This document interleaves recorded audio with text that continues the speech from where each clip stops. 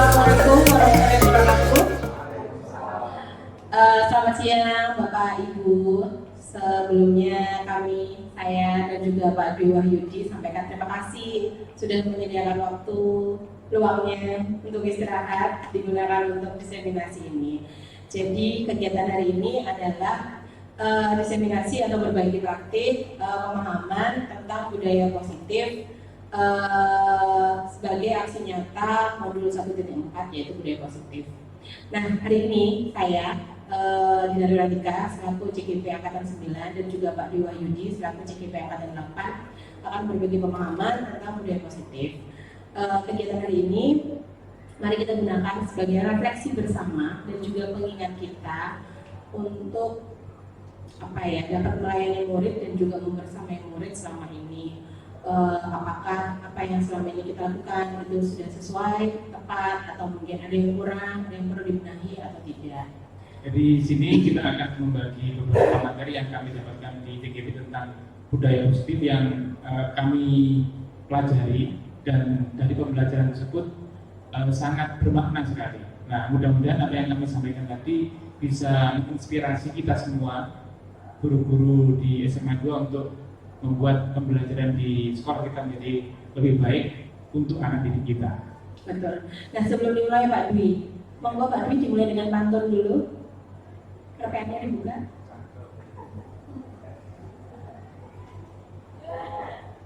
Pantun dulu Pak Dwi, pantun. Cikini kegandang dia. Ajarkan Pak Dwi. Hari ini, siang ini kita akan belajar bersama. Selamat datang Wiza dan Bu Ani.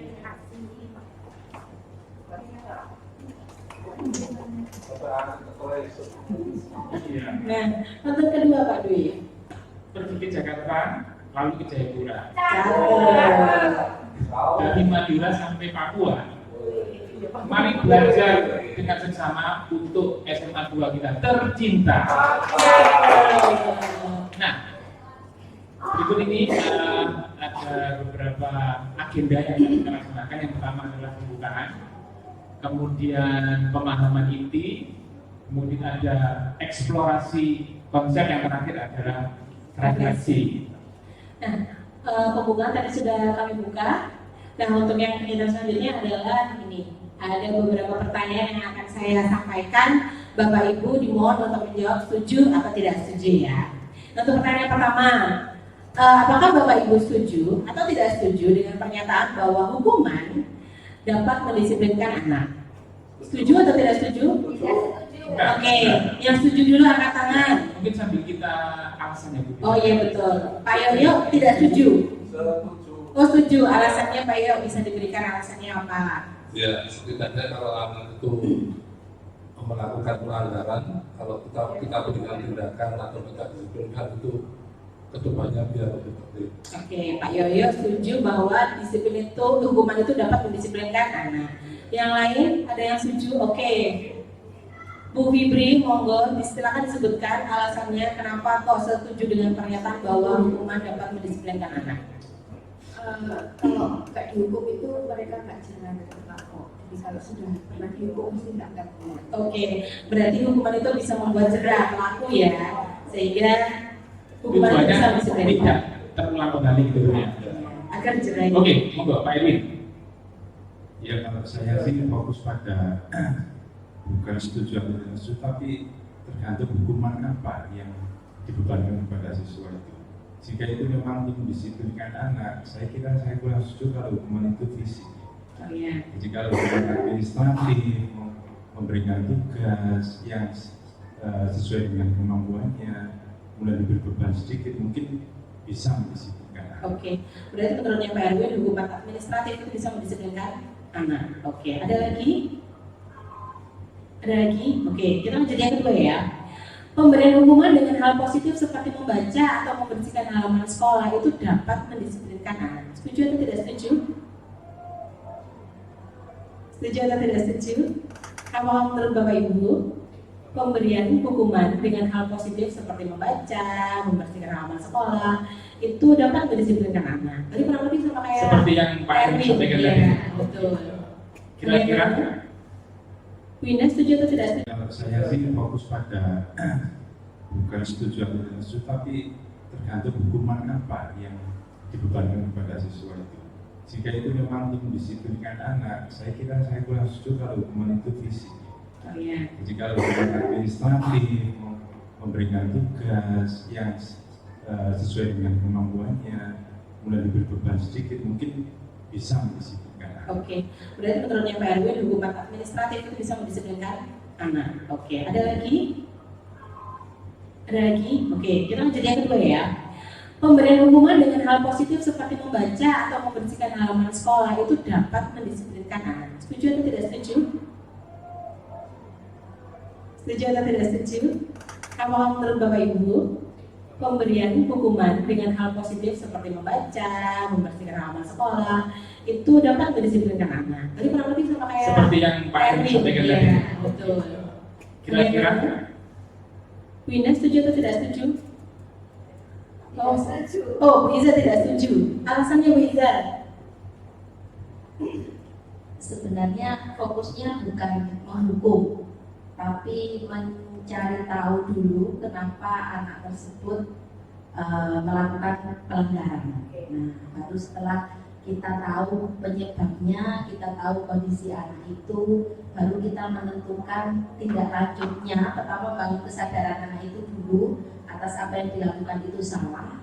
Kemudian tindak lanjutnya adalah apa yang bisa dia lakukan, komitmen dari dia untuk memperbaikinya. Jadi tidak fokus di hukumannya. Seperti itu.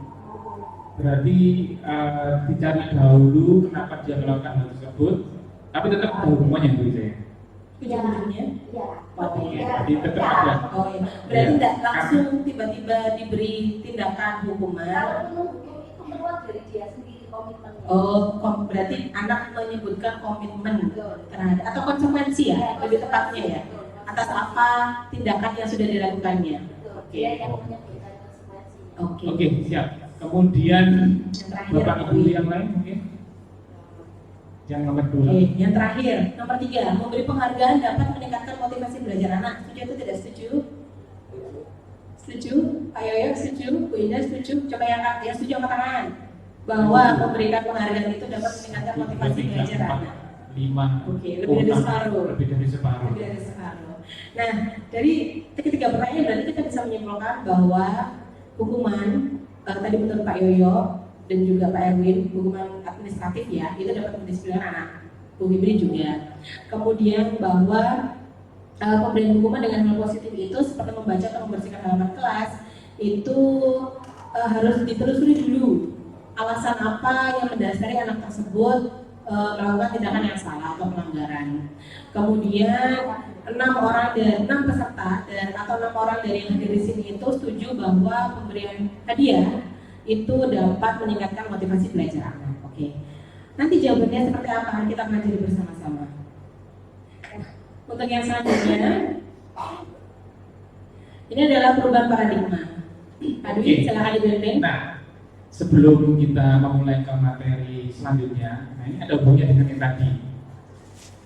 Jadi ini ada perubahan paradigma dengan kegiatan kepalan tangan. Jadi Bapak Ibu silakan memikirkan sesuatu yang paling berharga pada diri dan kehidupan Bapak Ibu, entah itu barang, entah itu seseorang, entah itu sesuatu hal yang paling banyak, yang nomor 1, yang paling berharga.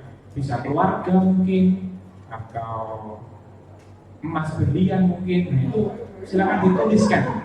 Pokoknya sesuatu yang paling berharga di kehidupan Bapak dan Ibu.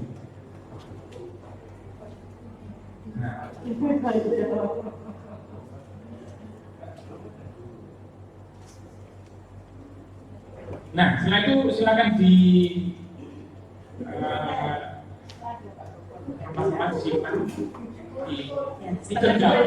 digenggam. Itu silakan digenggam. Setelah digenggam sudah semua? Sudah digenggam semua. Nah, digenggam erat ya. Dengan erat. Setelah itu silakan berpasangan. mencari pasangannya. Mencari pasangan masing-masing. Mr. Emin dengan siapa? Dengan Pak Yoyo. Bu Eni dengan Mas Udi. Oke. Bu Iza dengan Bu Ani. Iya. Sekarang setelah digenggam erat buat Bu Ani. Setelah digenggam erat, pasangan dari temannya itu, dari teman sebelah atau teman depannya, silakan menggunakan segala cara apapun. Bisa rayuan, bisa dorongan, boleh paksaan, agar temannya itu mau memberikan apa yang sudah digenggam erat. Boleh, bisa atau apapun. Mungkin Pak Yoyo dulu yang mengenggam Ya. dengan erat. Setelah itu silakan berpasangan. Mencari pasangannya. Mencari pasangan masing-masing. Mr. Emin dengan siapa? Dengan Pak Yoyo. Bu Eni dengan Mas Udi. Oke. Bu Iza dengan Bu Ani. Iya. Sekarang setelah digenggam erat buat Bu Ani. Setelah digenggam erat,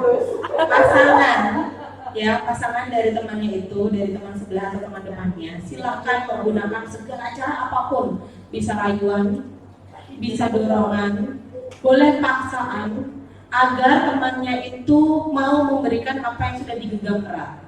Boleh, bisa atau apapun. Mungkin Pak Yoyo dulu yang mengenggam, Pak Yoyo yang merayu. Ya apa caranya? Bagaimana caranya supaya Pak Yoyo itu menyerahkan yang ada di genggamannya? Boleh menggunakan segala cara, Mister. Maksa juga nggak apa-apa. Pokoknya jangan kekerasan fisik ya. Iya. Oke. Ya. Nah, kemudian Bu Iza dan Bu Fibri, siapa yang menjadi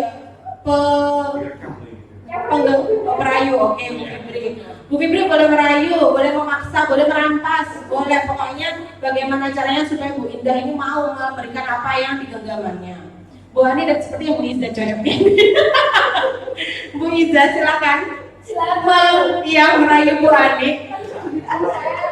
Oke, ya ini Bu Eni yang merayu Pak Udin. Oke, silakan digunakan segala cara ya. Boleh, silakan. Saya beri waktu 1 menit.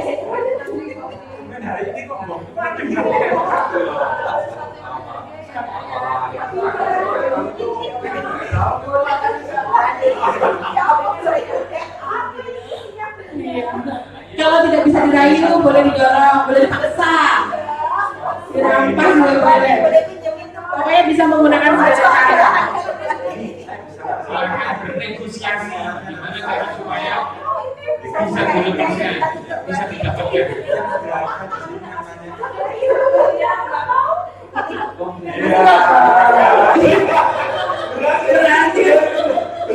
Berhasil ternyata. Nanti kita cari tahu bagaimana metodenya. Sudah 1 menit, Bu Dina? Sudah, waktunya habis. Ya. Oke, Yang berhasil adalah Pak Erwin. Bu Eni berhasil tidak? Tidak. Bu Iza? Oh, tetap teguh Bu Ani. Bu Fibri dan Bu Indah? Oh tidak. Oke, silakan dijelaskan Pak Dwi. Oke. Jadi ternyata ada yang berhasil, ada yang tidak berhasil. Nah ini, saya ingin tahu bagaimana tips dan triknya kok bisa sesuatu yang paling berharga dari Pak Yoyo ini bisa jatuh ke tangan Pak Yoyo. Tekniknya bagaimana Pak Yoyo? Dipaksa atau bagaimana?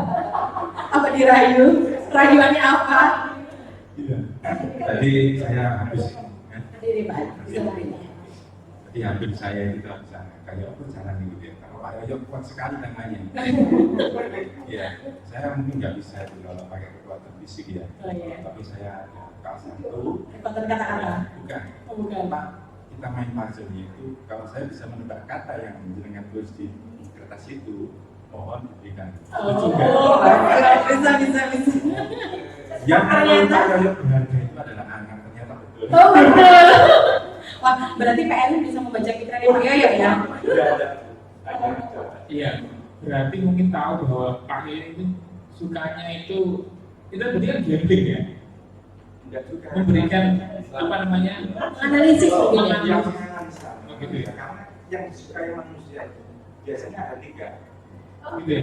Keluarga, uang, karena dia mencari nafkah sama Iya, tidak betul. untuk keluarganya. Keluarga itu ada anak, ada Istri. yang mungkin salah satu dari mereka. Yang ketiga apa Pak? Nanti sesuatu yang tidak bisa saya sebut. Iya kan, barangkali ada selain sesuatu yang lain. Dua yang utama ya Pak Erwin ya. Antara keluarga atau uang gitu ya. Oke, terima kasih. Terima kasih, luar Pak. biasa. Ternyata tim dan tim tadi berhasil. Nah sekarang kita satu lagi, mungkin kenapa kok tidak bisa berhasil? Iya. Yang sekarang yang ini, yang apa? Kenapa? Karena rayuan ini, karena rayuan tidak cocok di hati. Iya, atau karena betul. siapa? Yang nanti yang tetap menjawab itu siapa? Wibri, Wibri. Bu Hadi, ya. Kira-kira kenapa kok nggak mau Kenapa kok nggak mau? Wih? terjebak dalam rayuannya Bu Ida?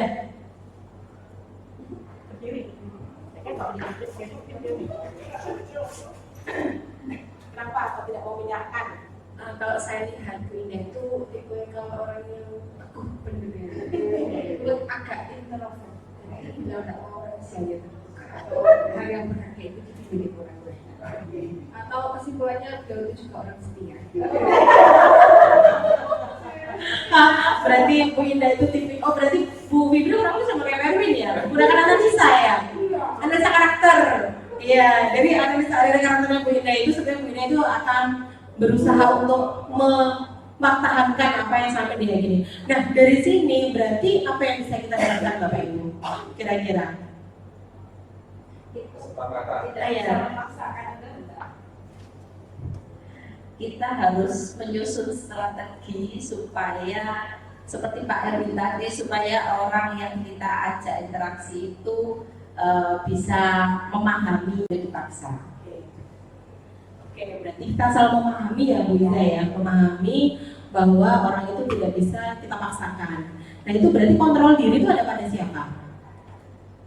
Yang menggenggam atau Betul, orang lain? Bayi. Oh iya. Kontrol diri itu ada pada diri kita sendiri. Kitalah yang bisa mengontrol diri kita, apakah kita mau mempertahankan apa yang kita anggap penting tadi, atau apakah kita ingin memberikan apa yang kita anggap penting tadi. Tidak ada yang salah atau benar, karena kontrol diri ada pada diri kita sendiri. Nah, silakan Pak Dwi dilanjutkan tentang ilusi kontrol. Oke, kita lanjutkan. Jadi dari apa yang kita laksanakan tadi, walaupun Pak Yoyo memberikan, tetapi kan itu atas keinginan Pak Yoyo sendiri. Jadi intinya adalah yang bisa kita atur itu sebenarnya adalah diri kita sendiri. Kita punya kontrol pada diri kita sendiri. Kita tidak punya kontrol terhadap orang lain. Jadi biasanya kan kita memaksakan dalam tanda kutip ya, memaksakan sesuatu. Murid harus nurut kepada guru. Padahal setiap individu itu berbeda-beda. Setiap individu itu pasti mempunyai sesuatu yang individu. Nah, kontrol itu pada individu masing-masing. Walaupun siswa dia punya kontrol dan dia tidak boleh memaksakan. Nah, contohnya seperti itu tadi. Kalau kita nggak mau memberikan sesuatu, walaupun dirayu dan sebagainya, maka hal tersebut tidak akan terjadi. Nah, ini ada ilusi. Ilusi adalah sesuatu yang ternyata tidak benar, tidak nyata. Jadi kita selama ini beranggapan bahwa guru itu bisa mengontrol murid. Dari pertanyaan tadi ada hukuman dan sebagainya, tujuannya untuk mengontrol. Memang ada benar juga, tapi kan mengontrolnya di taraf jangka panjang, jangka pendek itu hanya sementara waktu. Padahal kita bersama siswa itu lama dan kita menghantarkan siswa untuk kehidupan yang masih jauh. Berikutnya, kritik dan membuat orang terasa bersalah itu dapat menguatkan karakter. Itu ilusi sebenarnya. Jadi kita biasanya beranggapan itu ada sesuatu yang salah atau ada sesuatu yang kurang benar, itu harus dikritik supaya dia itu bisa tahu di mana kesalahannya. Kita selama ini mungkin beranggapan seperti itu, dan itu ternyata ilusi. Habis ini ada materinya. Kemudian kita menguatkan hal-hal yang positif, itu efektif dan bermanfaat, dan itu juga ternyata ilusi ternyata. Jadi penguatan seperti hukuman tadi, dilihat hukumannya. Kalau hukumannya positif mungkin bisa membuat anak itu lebih baik. Nah itu dilihat dulu, itu bisa berjalan pada waktu lama atau seterusnya. Nah berikutnya, orang dewasa memiliki hak untuk memaksa. Nah selama ini kan kita seperti itu. Apalagi zaman dulu, kalau saya dengar dari ayah saya, bapak saya itu guru kan membawa senjata gitu. Kalau ada yang ya, atau ada yang memang tunduk anaknya, tertib. Jadi kita beranggapan bahwa ketika kita masuk, kemudian biasanya kan kalau anak kecil ya Duduk siap. duduk siap, ya, duduk yang manis. Nah itu kita beranggapan bahwa itu adalah berhasil dalam mengelola kelas. Nah itu sebenarnya adalah ilusi ternyata dari teori yang kami pelajari. Nah ini videonya. Siapa sesungguhnya yang memiliki kontrol? Jadi ada teorinya, terus kemudian ada teori yang sebelah kanannya, ada pilihannya. Jadi kita mencoba mengubah orang agar berpandangan sama dengan kita. Itu juga pandangan saya dulu, bahwa terutama saya ya sebagai seorang suami, saya harus bisa mengubah pandangan istri saya yang dalam tanda kutip ada yang tidak cocok. Harus suami, kalau dulu kan suami adalah seorang raja mungkin ya. Ternyata Sekarang berarti tidak, Pak. loh, ya, kita nggak bisa beli masakan. Iya. Ada pergeseran makna. Ya. Jadi kita berusaha meraih pandangan orang lain terhadap kita. Jadi kita kepingin dihargai orang lain, tapi kita nggak mau. Kita biasanya kan gitu. Kita nggak mau memahami dia. Itu kan sesuatu yang tidak adil ternyata. Berikutnya, perilaku buruk dilihat sebagai suatu kesalahan. Nah itu belum tentu. Semua perilaku itu memiliki tujuan. Ada yang namanya film Joker. Nah itu kan jadi orang apa? Orang jahat itu ternyata Orang yang tersakiti. orang yang tersakiti. Orang yang tersakiti ya. Jadi sebenarnya kalau saya berpuluh tahun Joker itu ya sebenarnya orang yang jahat. Ternyata dari setelah lihat film Joker itu ternyata penuh makna juga. Setiap orang melakukan sesuatu ternyata dia punya tujuan. Berikutnya, orang lain bisa mengontrol saya, tapi secara teori yang sebelahnya adalah Anda tidak bisa mengontrol orang lain seperti yang saya sampaikan tadi. Kita tidak bisa mengontrol orang lain. Ya. Berikutnya, pemaksaan ada pada saat wujudan gagal. Siapa tadi yang? Tidak ada yang maksa ya? Tidak ada. Tadi makanya saya bilang kalau rayuan tidak mempan boleh memaksa. Nah, ya. Jadi ternyata di kolaborasi yang Yesus menyebutkan pilihan bilang jadi kolaborasi. Setelah kita tahu bahwa gagal ya berdialog, berkomunikasi, dicari solusi-solusi yang tepat supaya kedua belah pihak itu ketika sudah selesai bisa sama-sama berdiri tegak. Berikutnya adalah model berpikir menang dan kalah. Nah ini sering saya lakukan terhadap teman saya Pak Yoyo. Tetapi itu sesuatu yang sportif, ya. Sesuatu yang sportif. Karena kalau kita kalah harus mengakui kekalahan. Karena olahraga itu kan hal yang sportif. Tapi ya. Ternyata akhirnya pola pikirnya bagaimana Pak Dwi? Tetap menang kalah atau berubah? Kalau di sport atau olahraga itu harus sportif. Kalau menang yang menang, kalah yang kalah. Jadi harus menghargai. Karena ada juga yang kalah tetapi tidak mengalami kalah. Nah itu kan sesuatu yang tidak baik. Nah jadi model berpikir menang-menangan. Jadi menang-menangan. Jadi kan ada seperti itu. Karena dia senior gitu ya, menang-menangan. Iya. Jadi seperti itu. Berikutnya, silakan Bu Dina. Oke, sebenarnya apa sih makna disiplin itu? Selama ini saya sendiri sebelum saya mempelajari modul itu beranggapan bahwa disiplin itu adalah ketertiban, kata tertib. Artinya kepatuhan, betul. Bahwa anak yang disiplin itu adalah anak yang patuh. Maka kalau anak itu tidak patuh, berarti dia tidak disiplin. Padahal sebenarnya kalau dari segi bahasa, disiplin berasal dari kata bahasa Latin yaitu disiplin, yang artinya adalah belajar. Dan makna asal dari kata ini itu konotasinya itu adalah dari murid-murid Sokrates dan Plato. Sehingga akhirnya dalam budaya kita kata disiplin itu berubah arti.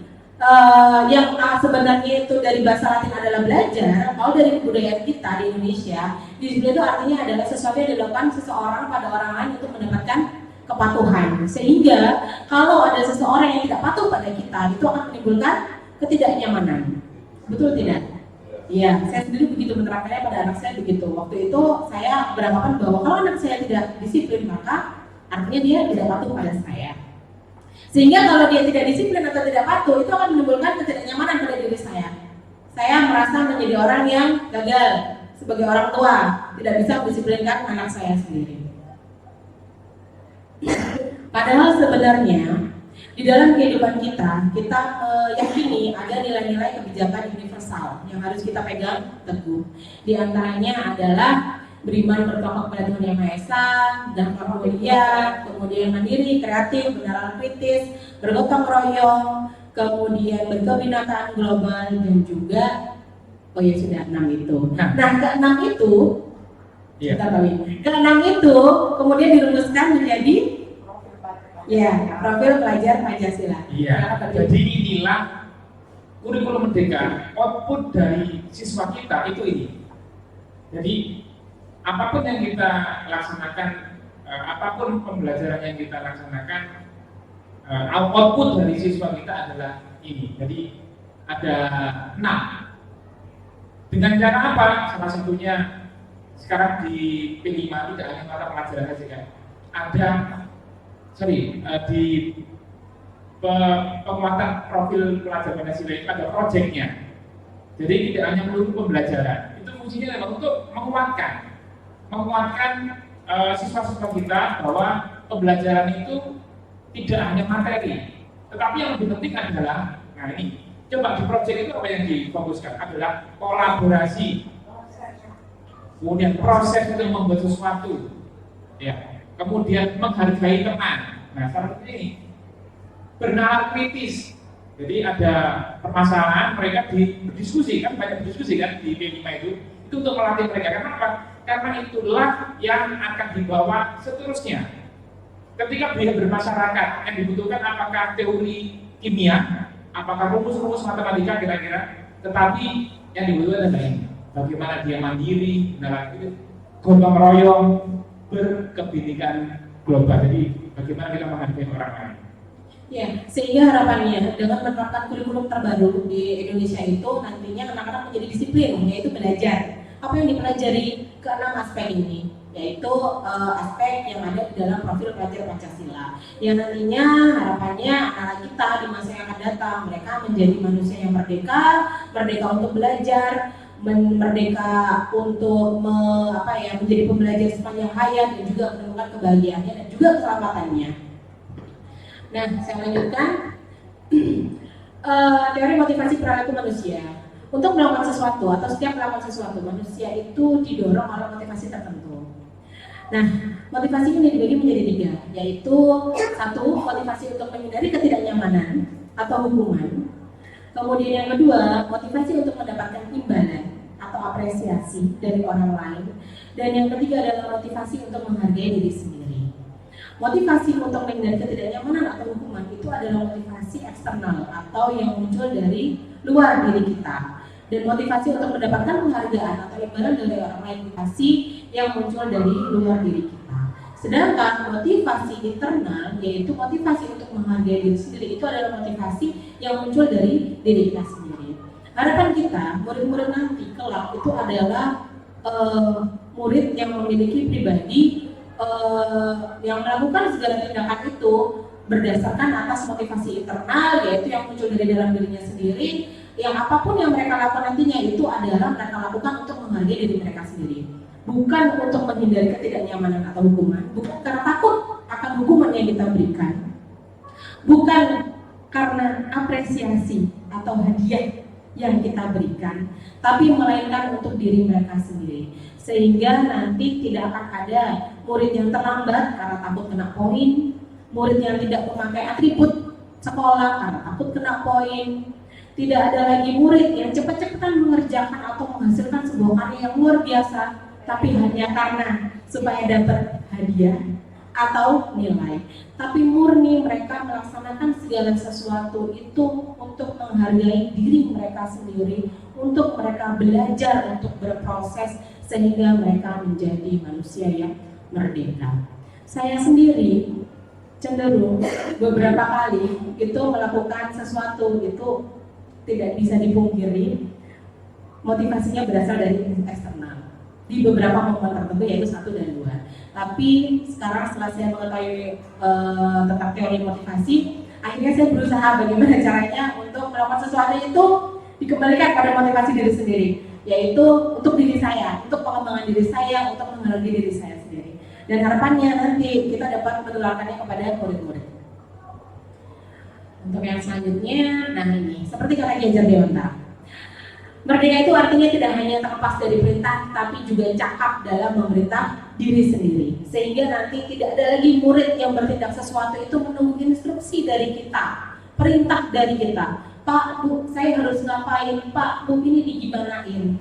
Tapi mereka nantinya akan menjadi manusia merdeka yang cakap untuk memimpin dan memerintah diri mereka sendiri. Nah, ini salah satu materi yang cukup menampar.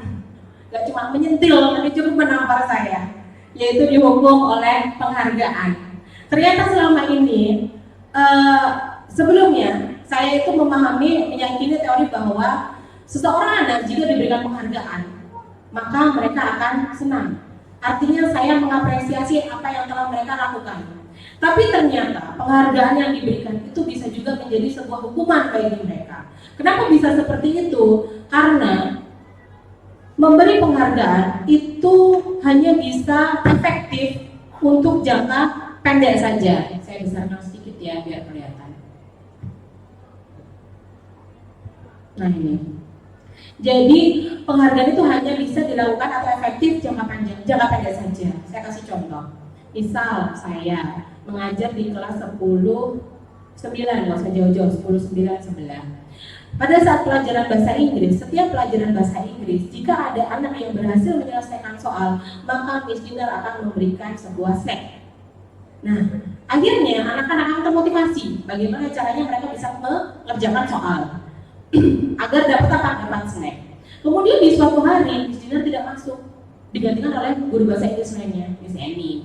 Miss Eni tidak tahu tentang budaya yang sudah diterapkan oleh Miss Dinar. Sehingga pada saat Miss Eni memberikan soal, kemudian anak-anak bisa mengerjakan soal, Miss Eni hanya mengucapkan terima kasih, hebat sekali. Nah, ada yang hilang di situ. Anak-anak merasa kurang. Sehingga membuat apa? Akhirnya, ya sudah deh kalau gitu besok mengerjain soalnya biasa-biasa aja lah, nggak usah yang gimana-gimana. Toh juga tidak dapat snack. Iya, tidak dapat snack, tidak dapat penghargaan, tidak dapat hadiah. Gitu loh. Bisa efektif tapi hanya jangka pendek. Untuk diterapkan jangka panjang, maka penghargaan itu kurang efektif. Kemudian penghargaan itu juga bisa menghukum. Kenapa? Karena penghargaan juga bisa mengurangi ketepatan. Dan juga penghargaan itu juga bisa merusak suatu hubungan. Nah, seperti tadi. Akhirnya murid-murid menganggap Miss Eni, kok nggak kayak Miss Dinar? Miss Dinar aja kalau saya dapat bisa ngerjain soal dengan bagus, dapat snack. Miss Eni kok enggak? Miss Eni nggak enak, nggak seru, nggak asik. Nah, akhirnya hubungan yang sudah tercipta antara murid dan guru itu tidak bisa melangkah ke hubungan yang lebih baik, tapi malah rusak. Karena apa? Karena itu tadi, karena adanya penghargaan yang sebenarnya niatnya baik untuk memotivasi, tapi ternyata itu hanya efektif untuk jangka pendek saja. Untuk jangka panjang ternyata kurang efektif. Iya betul, betul. Karena akhirnya dibanding-bandingkan ya Pak ya. Iya. Akhirnya saya yakin Miss Eni juga mungkin misalkan itu terjadi ya, saya yakin Miss Eni juga akan merasa tidak nyaman. Kok begini gitu loh, padahal kan seharusnya tidak seperti itu ya Miss Eni ya. Namanya ngerjain soal kan sudah kewajibannya anak-anak kan, itu kan caranya mereka untuk menghargai diri mereka. Tapi karena adanya penghargaan tadi itu, adanya snack, akhirnya merusak hubungan. Nah, ini penghargaan bisa menurunkan kualitas, kemudian mematikan kreativitas dan juga mengurangi motivasi intrinsik. Karena tadi itu penghargaan, tindakan yang dilakukan karena ingin mendapatkan pujian atau apresiasi itu adalah motivasi eksternal ya, atau ekstrinsik yang muncul dari luar diri manusia. Nah, sekarang di sini saya ingin mengajak Bapak Ibu untuk mengidentifikasi kira-kira tindakan yang ini yang sudah dilakukan apakah termasuk hukuman atau konsekuensi. Bentar. Kelihatan ya Bapak Ibu ya? Kelihatan? Ayo. Nah, yang pertama, mencatat 100 kali di buku kalimat dengan kalimat saya tidak akan terlambat lagi karena terlambat masuk sekolah. Konsekuensi kira-kira. Menurut Bapak Ibu apa? Hukuman atau konsekuensi? Dan alasannya. Wiza? Tadi jawab hukuman gitu kan? Wiza? Tadi saya dengar. Hukuman atau Hukuman atau konsekuensi? konsekuensi? Hukuman. Pak Yoyo hukuman. Kenapa Pak Yoyo? hukuman? Kalau misalnya konsekuensi kan sesuai dengan aturan yang ada di sekolah. Kalau misalnya terlambat, pertama itu apa yang harus dilakukan. Oke. Kalau yang ini kan misalnya akan kepada kita. Oh iya, berarti menurut Pak Yoyo hukumannya. Ada yang lain? Ada yang merasa bahwa itu adalah konsekuensi? Tidak ada? Oke, lanjut nomor 2. Lari mengelilingi lapangan basket 2 kali karena terlambat hadir di sekolah. Hukuman atau konsekuensi? Hukuman. Oh, sekarang kompak ini berarti ya. Sepakat ya, hukuman semuanya. Oke, nomor 3. Murid diminta untuk push up 15 kali karena tidak menggunakan masker di sekolah kemarin pada saat pandemi. Hukuman. Oke. Yang keempat, menggantikan kertas tugas teman yang telah dicoret-coret. Hukuman atau konsekuensi? Konsekuensi. Selanjutnya, membersihkan tumpahan air di meja tulis karena tersenggol pada saat belajar. Konsekuensi. Yang selanjutnya, murid disuruh menggunakan sepatu seharian di sekolah karena tidak mengenakan sepatu hitam. Hukuman atau konsekuensi? Ini murid disuruh untuk tidak mengenakan sepatu, maaf typo. Jadi murid itu disuruh untuk tidak menggunakan sepatu. Kenapa? Karena dia tidak menggunakan sepatu hitam. Maka akhirnya sepatu hitamnya diambil sehingga dia tidak menggunakan sepatu hitam. Apa Pak Yoyo? Hukuman atau Apa ya? konsekuensi? Konsekuensi. Konsekuensi ya Pak Yoyo ya. Oke. Yang lain mungkin? Konsekuensi juga. Nah, mari kita lihat. Bentar dulu kurang satu. Belum Mbak. Lari mengelilingi lapangan basket 2 kali karena terlambat 10 menit di pelajaran PJOK. Hukuman konsekuensi? Hukuman. Oke, mari kita lihat Mari kita lihat bersama-sama bersama. jawabannya. Ini jawabannya. Nah, ternyata mencatat 100 kali dengan kalimat saya tidak akan terlambat lagi itu termasuk hukuman. Kenapa kira-kira? Kenapa kok itu hukuman? Betul, Bu Betul Ida. sekali, tidak ada korelasinya. Nggak ada hubungannya ya antara terlambat dengan penulis. Kemudian yang kedua, lari mengelilingi lapangan basket 2 kali karena terlambat hadir di sekolah. Ternyata adalah hukuman karena nggak ada korelasi juga. Dia terlambat dengan lari mengelilingi sekolah. Yang ketiga, murid diminta untuk push up 15 kali karena tidak menggunakan masker di sekolah. Sama hukuman juga kan nggak ada hubungannya ya. Nggak bawa masker sama push up. Gitu. Kemudian yang selanjutnya menggantikan kertas tugas teman yang telah dicoret-coret, termasuk konsekuensi. Kenapa? Karena dia melakukan tindakan itu, maka dia harus menggantikan karena kertasnya tadi digunakan oleh teman yang sudah dicoret-coret, sehingga dia menggantikan dengan kertas yang baru. Itu masih ada hubungannya, maka dia termasuk konsekuensi. Untuk selanjutnya membersihkan tumpahan air di meja tulis juga termasuk konsekuensi. Murid disuruh untuk tidak mengenakan sepatu seharian karena tidak mengenakan sepatu hitam. Hukuman karena nggak ada hubungannya tadi. Dan yang terakhir, lari mengelilingi lapangan. Kenapa konsekuensi? Iya betul, karena pada saat jam PJOK, coba kalau pada saat jam bahasa Inggris Atau kimia misalnya. nah termasuk ya termasuk hukuman atau konsekuensi? Hukuman, karena nggak ada hubungannya. Gitu ya. Jadi intinya adalah hukuman atau konsekuensi itu pembedanya adalah harus ada korelasinya. Nah ini silakan kita lagi. Oke, berikutnya. Jadi kita coba breakdown lagi apa itu hukuman, apa itu konsekuensi, dan ini yang penting adalah restitusi. Jadi hukuman itu adalah sesuatu yang menyakitkan dan harus terjadi. Kebesaran bendera. Oke. Kalau konsekuensi itu adalah sesuatu yang harus terjadi karena dia tahu, gitu loh. Karena sudah dibicarakan dulu. Nah, berikutnya yang lebih tinggi lagi adalah ada restitusi. Jadi restitusi itu merupakan pilihan. Nah, bagaimana restitusi nanti ada materi berikutnya. Kemudian hukuman itu tidak nyaman untuk murid dan untuk jangka waktu yang panjang. Kemudian kalau konsekuensi itu tidak nyaman untuk murid, tapi untuk jangka waktu yang pendek. Kemudian kalau restitusi itu menguatkan untuk murid dalam waktu yang panjang. Ya. Berikutnya, kalau hukuman itu adalah korban memang mendapatkan keadilan. Korban. Kalau konsekuensi, korban bisa diabaikan. Nah, kalau ini korban mendapatkan ganti kalau restitusi. Berikutnya kalau yang hukuman, murid akan tersakiti. Kemudian kalau konsekuensi, murid atau anak dibuat tidak nyaman. Yang restitusi, murid atau anak mendapatkan penguatan. Kemudian di akhir itu sistem tidak akan berjalan bila murid tidak takut. Nah ini. Kemudian yang konsekuensi itu memerlukan monitoring seperti terus untuk guru. Berikutnya untuk restitusi adalah murid belajar bertanggung jawab untuk berperilaku. Nah ini. Jadi yang penting adalah yang paling penting di kurikulum Merdeka itu kita dikenalkan tentang restitusi. Jadi apa itu restitusi? Nah ini. Kemudian diberikan.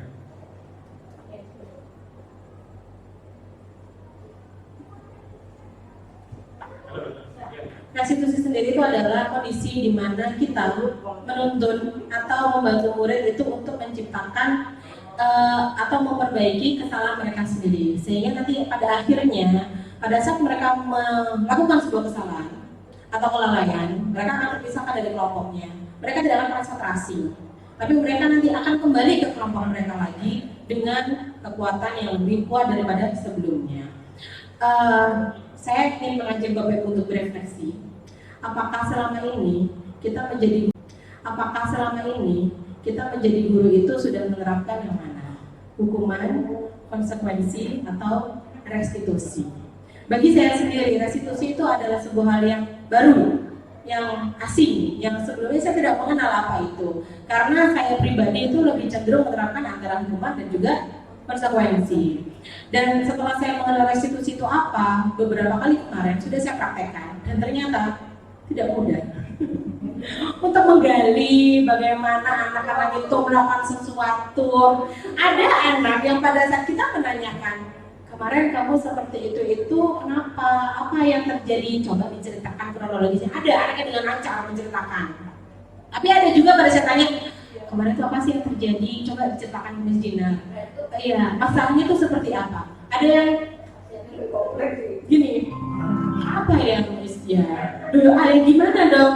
Ya gimana ya Miss ya? Iya gimana ceritakan? Nah, saya enggak tahu. Sebentar, kemarin itu yang kamu lakukan, contohnya kemarin yang paling terakhir adalah hari Jumat itu ada diklat IF, ekstrakurikuler IF.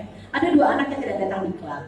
Nah, ini menyebabkan ketidaknyamanan bagi teman satu kelompoknya. Akhirnya saya panggil, saya restitusi. Kenapa mereka datang di kelas? Krik gak jawab. Ada alasan nggak yang membuat kalian itu tidak datang di kelas? Atau ada kendala? Ada Miss baru mulai menjawab apa? Nggak punya baju. Kemudian persiapannya itu kurang matang. Kenapa kira-kira kok seperti itu? Ya nggak tahu Miss. Nah iya kenapa? Ya nggak tahu. Artinya masih proses menggali, itu saja masih butuh waktu. Dan tidak semua anak itu mau untuk membuka dirinya, mau untuk berbicara perasaannya, membagikan perasaannya. Kenapa? Mungkin karena selama ini hal tersebut bukan hal yang umum untuk dilakukan, sehingga anak-anak itu masih merasa tidak nyaman untuk membuka diri, apalagi terhadap kita, gurunya. Mereka akan takut dipandang bahwa mereka itu salah. Mereka takut dipandang sebagai seorang yang gagal karena tidak sesuai dengan apa yang kita inginkan. Nah, ada 9 ciri-ciri restitusi, yaitu yang pertama, restitusi itu bukan untuk menebus kesalahan, tapi untuk belajar dari kesalahan. Kemudian yang kedua untuk memperbaiki hubungan dan restitusi itu adalah tawaran, bukan paksaan.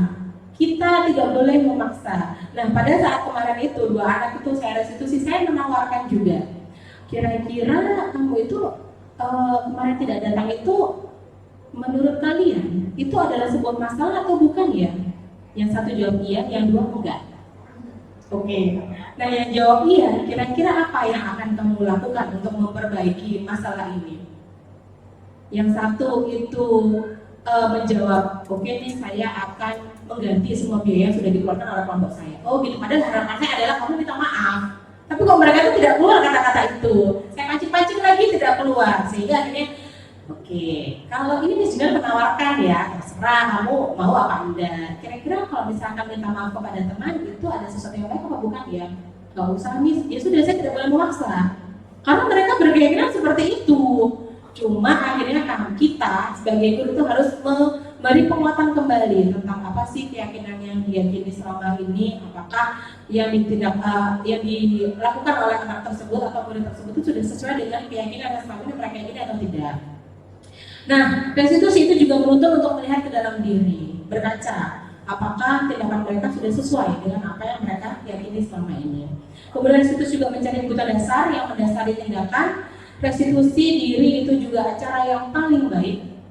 Saya merasa seperti itu untuk saat ini.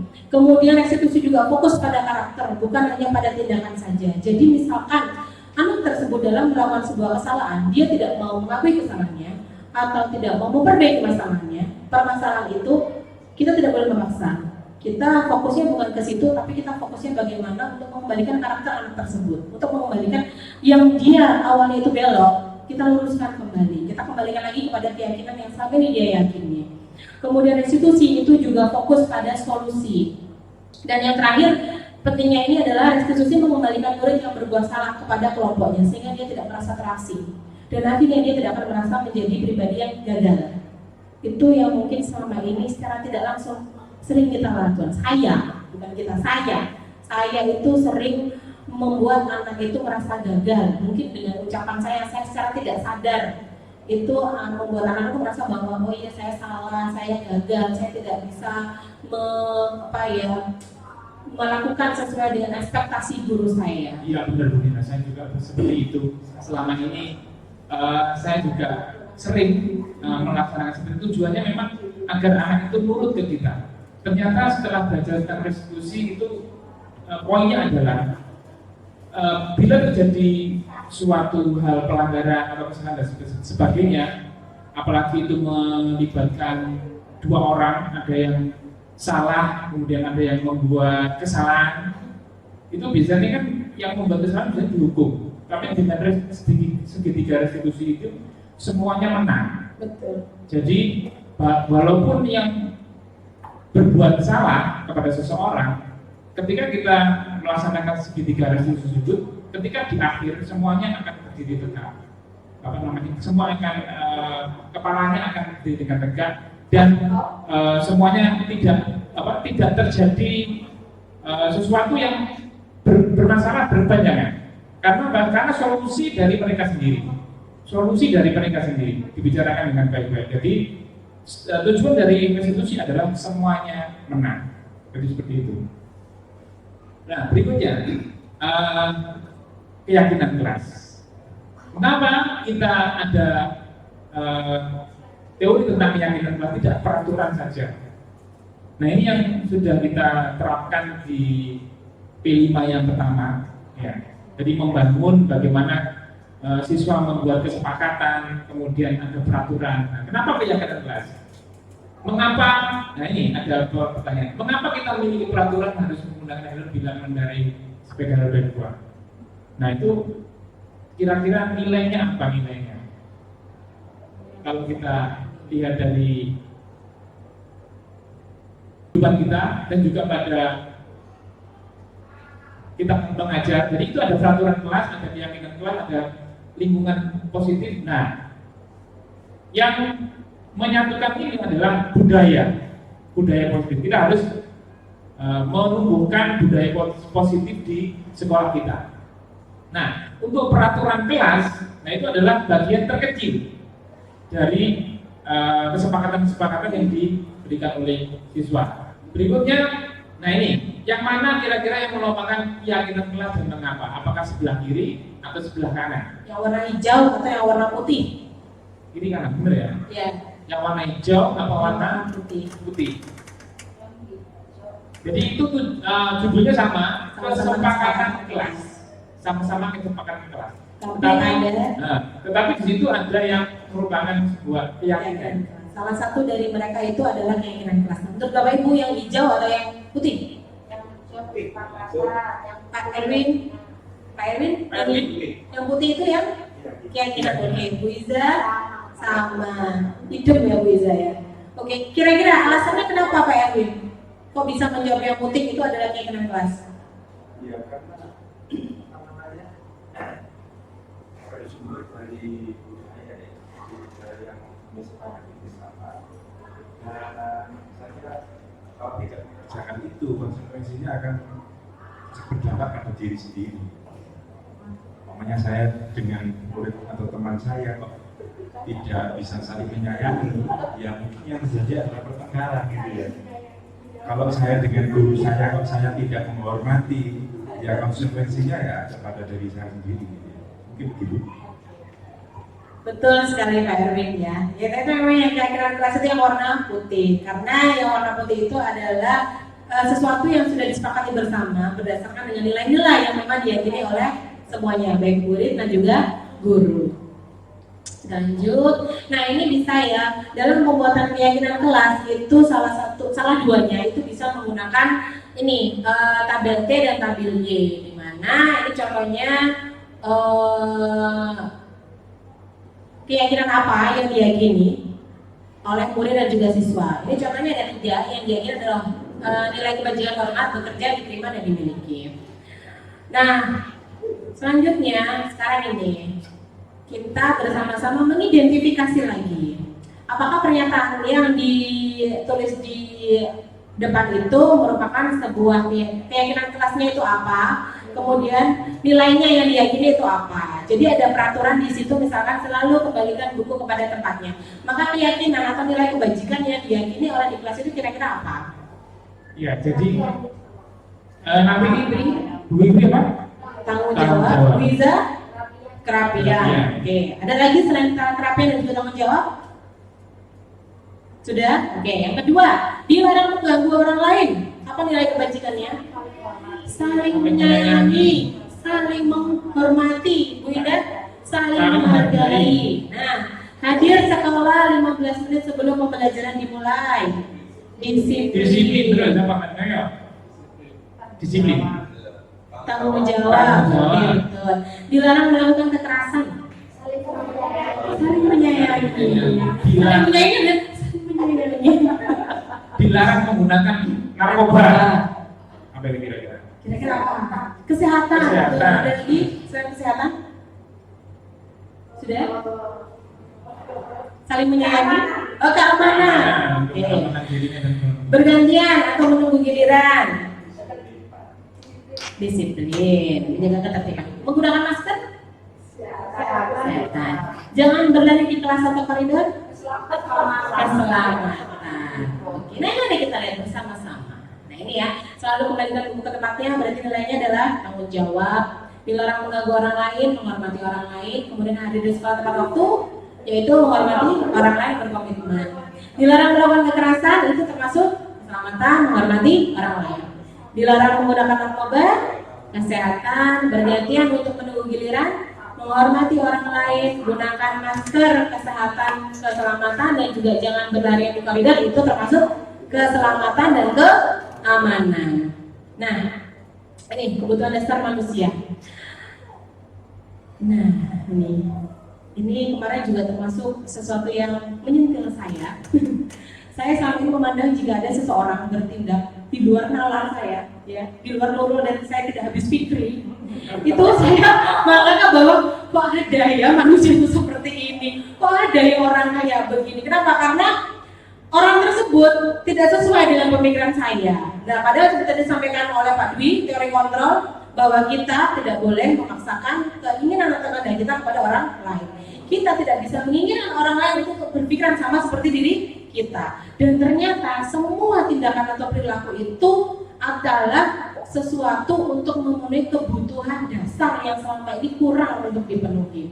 Jadi ada 5 kebutuhan dasar manusia. Yang pertama adalah bertahan hidup. Nah, untuk memenuhi kebutuhan dasar bertahan hidup bagaimana? Dengan makan, tidur, minum, rumah, tempat tinggal yang layak, yang nyaman dan aman.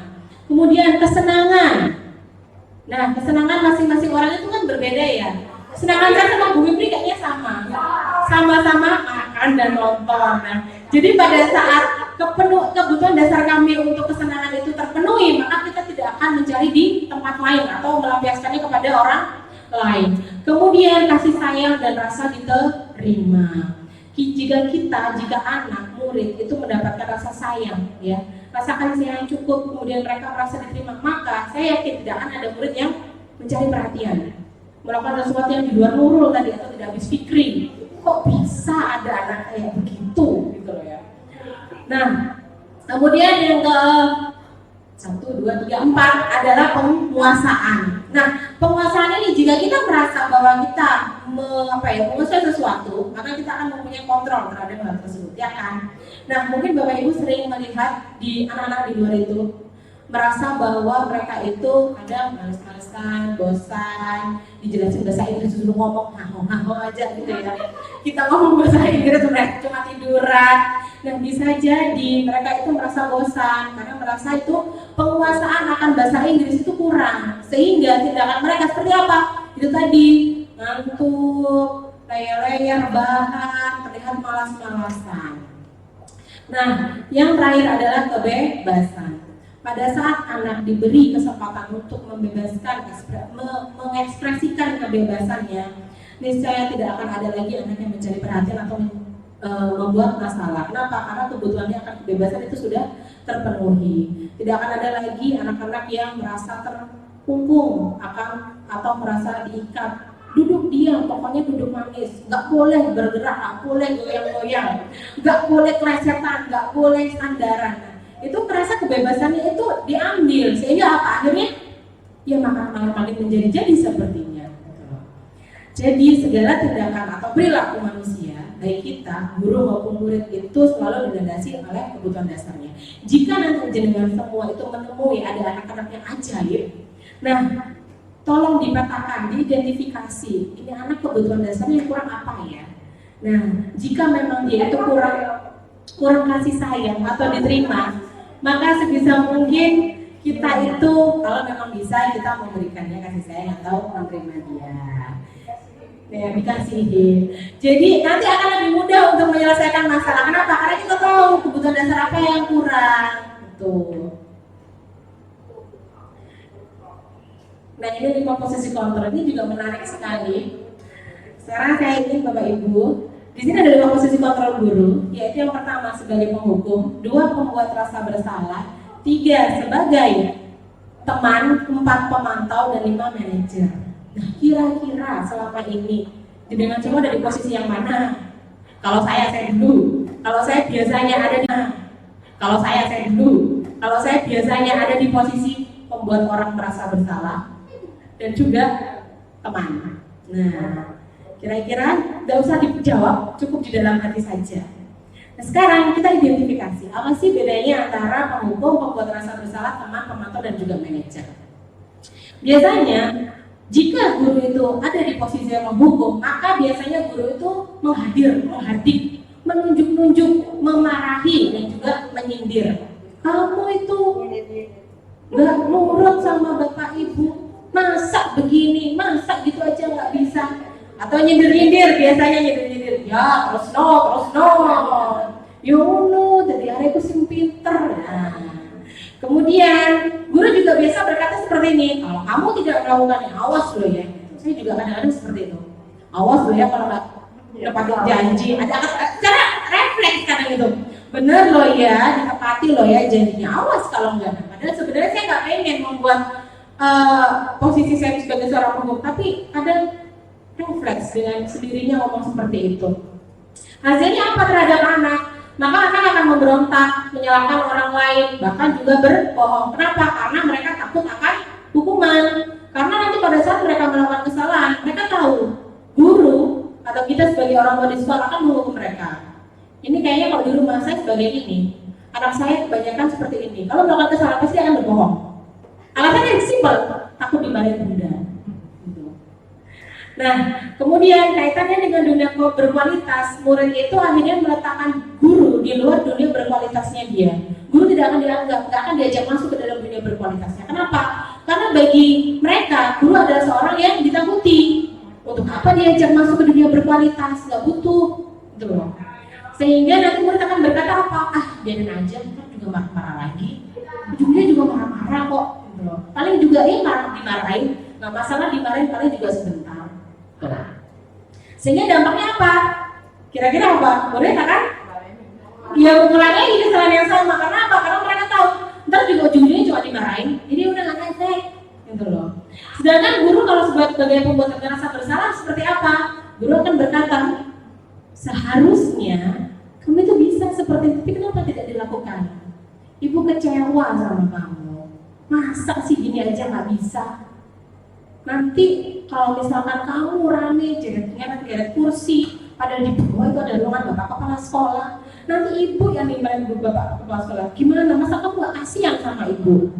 Nah, itu contohnya guru berkata jika memposisikan sebagai pembuat rasa bersalah. Maka hasilnya seperti apa? Ya murid akan nyangkal, berbohong, gitu loh. Akhirnya hasilnya nanti kaitannya dengan dunia mereka yang berkualitas, mereka akan meletakkan guru itu bisa jadi di dalamnya, tapi belum diajak masuk. Ya berarti masih di pintunya aja, gitu ya. Nanti murid akan berkata seperti apa? Karena kita sudah membuat dia merasa bersalah. Akhirnya yang terucap apa? Maaf ya, Bu, ini sudah membuat kecewa. Ini sering sekali kalau misalkan saya mengajak anak-anak untuk ikut lomba, kemudian mereka kalah.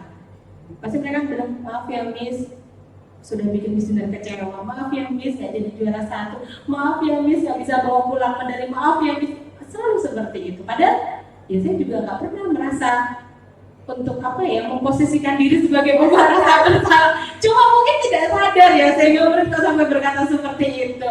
Akhirnya apa? Hasilnya kepada murid, mereka menjadi seseorang yang rendah diri, mereka menjadi seseorang yang gagal, merasa tidak diterima karena sudah mengecewakan orang lain. Berbeda lagi dengan guru yang memposisikan sebagai teman.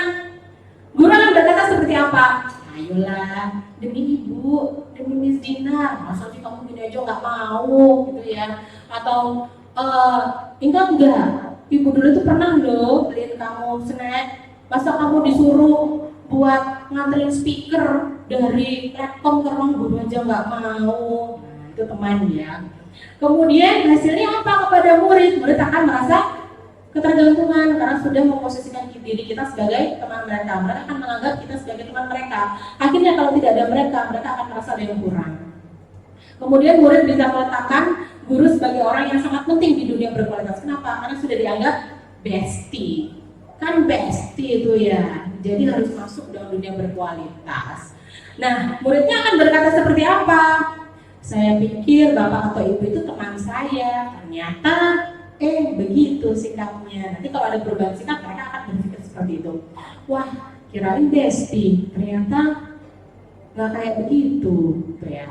Akhirnya apa? Mereka akan menjadi seseorang yang lemah, tidak mandiri dan juga tergantung.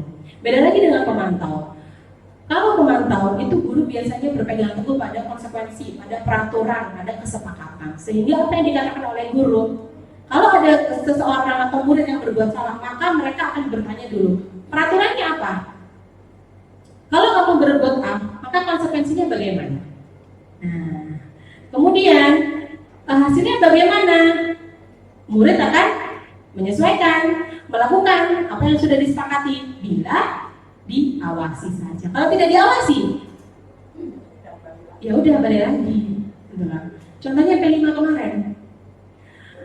Ada hasil yang disampaikan di depan kan ya, hasil itu ide keren. Mereka sudah bikin begini A, B, C, D. Ternyata setelah selesai P5, selesai refleksi, apakah tetap berjalan hasil itu? Apakah tetap berjalan ide itu? Ada yang iya, ada yang tidak. Ya, termasuk saya sendiri kelas 10-10. Mereka melakukan kenapa? Karena diawasi. Saya selalu mengawasi, saya selalu mengontrol. Ayo gimana kemarin, sampahnya sudah dibuang belum, sudah dikumpulkan belum, botol plastiknya itu sudah dibuang ke TPA belum. Kemudian apakah kelasnya sudah dibersihkan sesuai dengan kesepakatan kalian? Mereka melakukan, karena apa? Karena ada guru yang mengawasi. Tuh. Kalau tidak, makanya nggak akan dilakukan, karena kelas-kelas lain enggak. Gitu. Nah ini murid berkata apa? Berapa banyak bintang yang harus saya peroleh, atau berapa halaman yang harus saya tulis, apa hadiahnya, apa penghargaannya. Nanti kalau saya berbuat seperti ini, akhirnya apa? Gitu loh. Nah, nanti dampak pada murid apa? Maka mereka akan menitik beratkan pada reward and punishment. Kalau mereka berbuat baik, maka mereka akan mendapatkan reward, sedangkan kalau mereka berbuat tidak baik atau tidak sesuai, maka mereka akan mendapatkan sanksi atau punishment atau hukuman. Nah, yang paling tepat itu kita memposisikan diri sebagai apa? Manager. Kenapa? Karena di situ guru itu akan berbuatnya mengajukan pertanyaan-pertanyaan dulu. Kenapa kamu mau melakukan seperti itu? Keyakinanmu bagaimana? Sesuai nggak dengan keyakinan kamu kalau kamu melakukan A atau melakukan B? Kemudian bertanya seperti apa? Apa sih yang kita yakini? Gitu ya. Nah, hasilnya apa? Murid akan menjadi pribadi yang lebih kuat. Kenapa? Karena mereka diajak berefleksi, diajak meyakini kembali, menanyakan keyakinan yang selama ini mereka yakini. Akhirnya kaitan dengan dunia berkualitas apa? Murid akan meletakkan dirinya sebagai individu yang positif di dalam dunia berkualitas. Mereka tidak akan menjadi seseorang yang gagal, mereka tidak akan menjadi seseorang yang lemah atau ketergantungan lagi. Nah, murid akan berkata bagaimana? Gimana ya caranya saya untuk memperbaiki keadaan? Bagaimana ya caranya saya untuk memperbaiki masalah? Pernah menemui murid yang seperti itu? Saya sendiri belum. Saya sendiri belum jujur. Karena pada saat saya menanyakan pada murid, kira-kira apa yang bisa dilakukan ya? Mereka kebanyakan dia murid serbu bahasa atau menunggu kita menawarkan memberi solusi terlebih dahulu. Sehingga mereka belum bisa. Oke, Bu, Miss, saya seperti ini ya solusinya. Gimana menurut Mbak Sinar? Nah itu saya belum menemui. Ya mungkin bertahap ya, kan belajar itu kan berproses ya. Harapan nanti murid akan seperti itu. Nah, dampak pada murid apa? Mereka akan mengevaluasi bagaimana caranya memperbaiki diri, gitu ya. Nah, ini 5 posisi kontrol. Nah, tadi berarti sudah bisa diidentifikasi jenengan semua ada di posisi yang mana? Nah, kira-kira nih, kalau ada perkataan, saya kecewa sekali dengan kamu. Kira-kira posisi kontrol yang mana? Bu Indah tuh kecewa banget sama kamu, nak. Kira-kira Bu Indah meletakkan posisi kontrol yang mana? Ya betul, membuat rasa bersalah. Kemudian kamu itu nggak pernah benar ngelakuinnya. Yang mana? Penghukum, betul. Ayolah dilakukan dengan demi besta ya dia. Apakah kamu mau mendapatkan stiker bintang hari ini? Betul, pemantau. Bagaimana kamu bisa menyelesaikan masalah ini? Manajer. Kamu selalu yang paling terakhir. Pembuat rasa bersalah. Pinter yang muridnya ya, tepuk tangan dulu. Nah ini ya nanti harapannya memang guru itu meletakkan posisi di 2 posisi, pemantau dan manajer. Ini ya.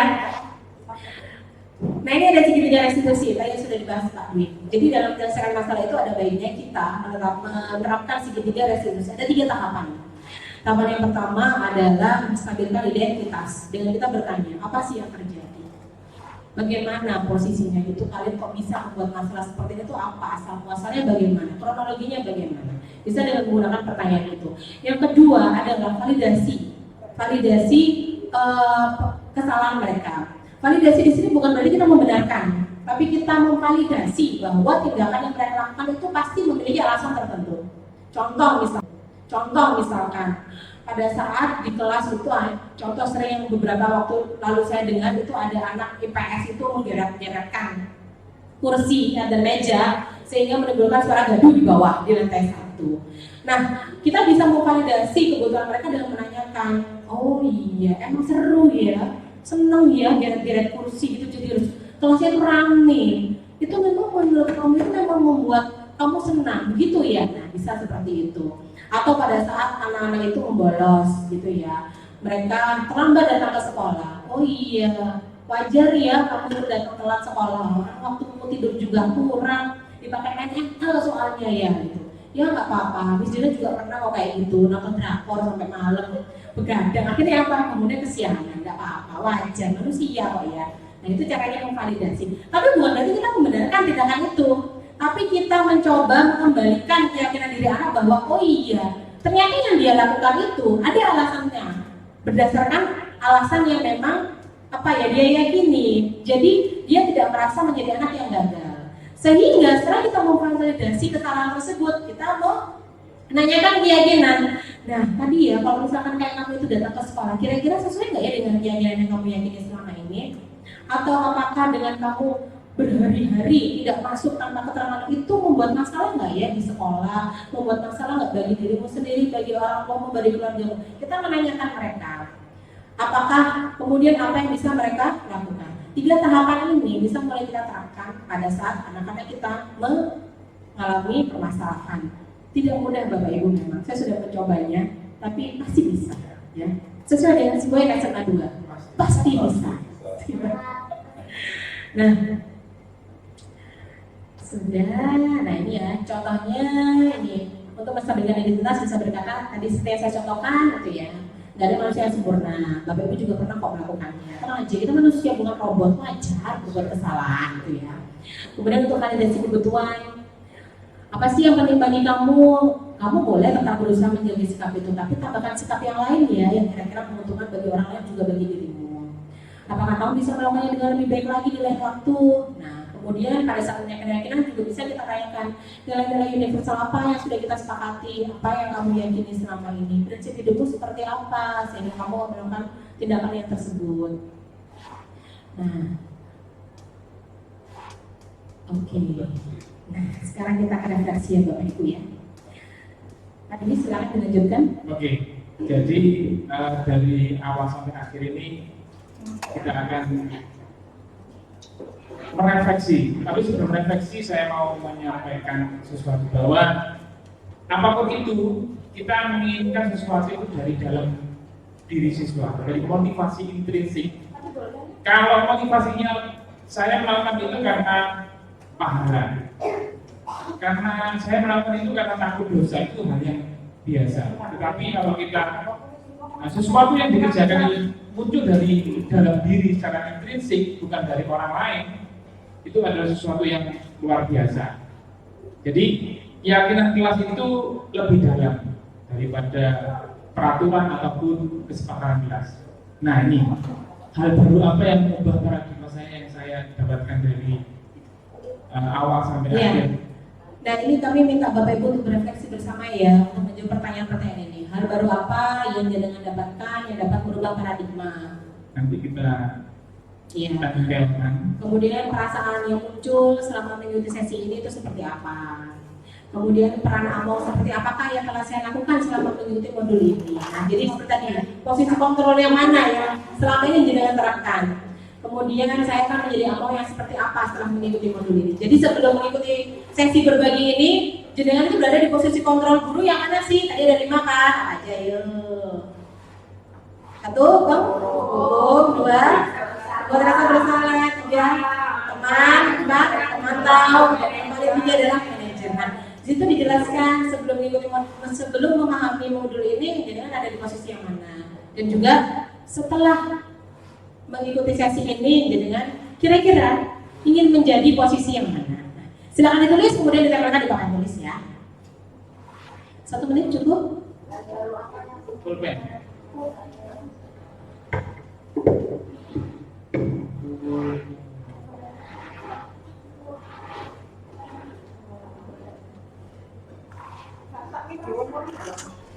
Bagaimana perasaan Ibu Bintang terangkat ini?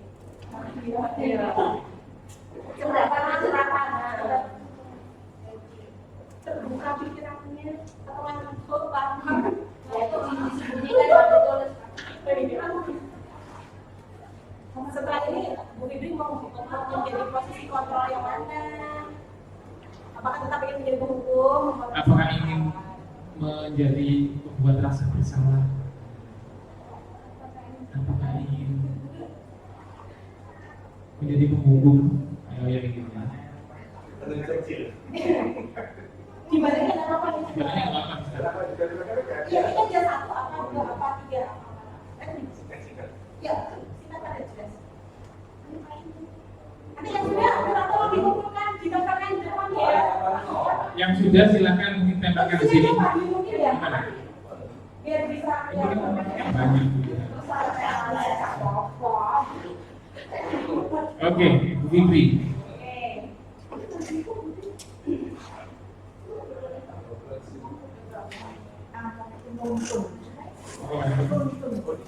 Ya.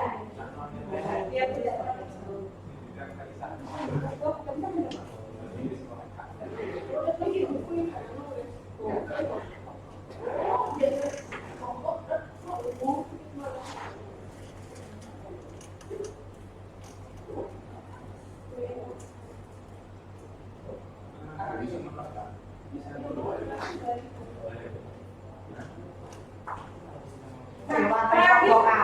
terakhir saya minta perwakilan satu orang saja untuk menyampaikan hasil referensinya.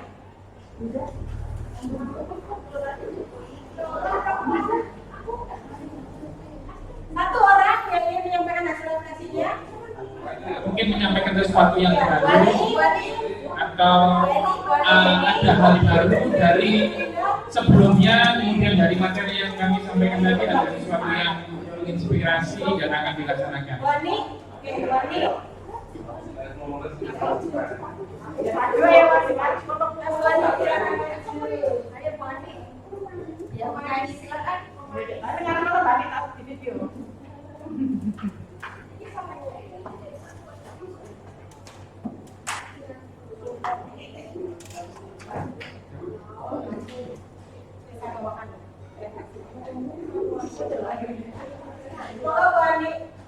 Langsung jawab.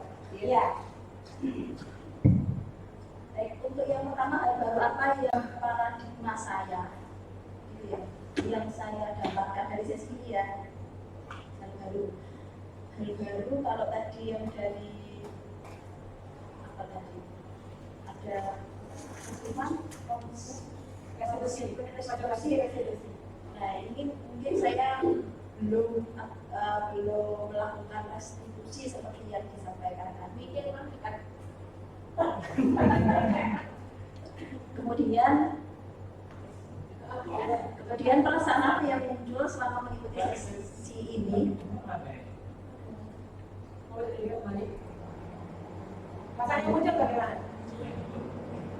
Perasaan yang muncul selama saya mengikuti sesi ini khususnya mengenai makna disiplin dan motivasi intrinsik. Berarti ini mengubah cara pandang saya tentang bagaimana menerapkan disiplin ke siswa dan bagaimana cara memotivasi siswa. Terutama sekarang ini kalau saya lihat semakin susah untuk membuat siswa itu disiplin dan semakin susah untuk membuat siswa itu termotivasi dan keras secara intrinsik. Ini kalau saya udah curhat begitu ya, kemarin itu ketika saya di kelas nyuruh coba hitung ini berapa jumlah molekulnya, tidak perlu dilihat, tidak perlu dihitung, langsung jumlah 1, 2, 3. Ya, nah ini berarti kan sama sekali tidak termotivasi. Nah itu. Kemudian jadi perasaan apa tadi ya? Itu tadi saya berarti belum bisa menegakkan disiplin dan belum bisa untuk membuat siswa saya termotivasi secara intrinsik. Kemudian yang ketiga, peran Among seperti apa yang telah saya lakukan selama mengikuti modul ini. Berarti yang sudah saya lakukan ya. Jadi mungkin seperti yang sudah dikatakan Bu Dina tadi ya, sama saya sebagai buat rasa bersalah. Karena saya sering mengatakan, ayo kalau kamu lakukan ini benar atau salah? Dan kemudian juga mungkin pernah juga sudah dikepang juga. Karena kalau dia menceritakan kesulitan, saya juga menceritakan kesulitan. Sama lah ya juga besting ya. Seperti itu. Kemudian yang keempat, saya akan menjadi Among seperti apa setelah menerima modul ini. Saja harapannya ya, yang baik tadi harapannya bisa menjadi manajer yang baik untuk para siswa. Tapi sepertinya sangat-sangat butuh waktu dan proses waktu. Udah. Terima kasih Bu Andi atas referensinya. Oke, baik teman-teman. Terima kasih saya ucapkan sekali lagi atas kehadiran dan juga ikut berpartisipasi aktif dalam kegiatan ini. Saya dan Pak Dwi ini sampai di sesi terakhir yaitu penutup ya. Mengucapkan terima kasih dan mohon maaf jika kami melakukan kesalahan baik secara perbuatan maupun lisan. Monggo Pak Dwi ditutup dengan pantun. Ya, ini saya pantunnya. Oke. Nelayan pergi mencari ikan. Cantik. Untuk anak istrinya makan. Cantik. Salam cinta saya haturkan untuk Bapak Ibu sekalian. Terima kasih Bapak Ibu yang kami tutup dengan ucapan alhamdulillah. Terima kasih. Wassalamualaikum warahmatullahi wabarakatuh.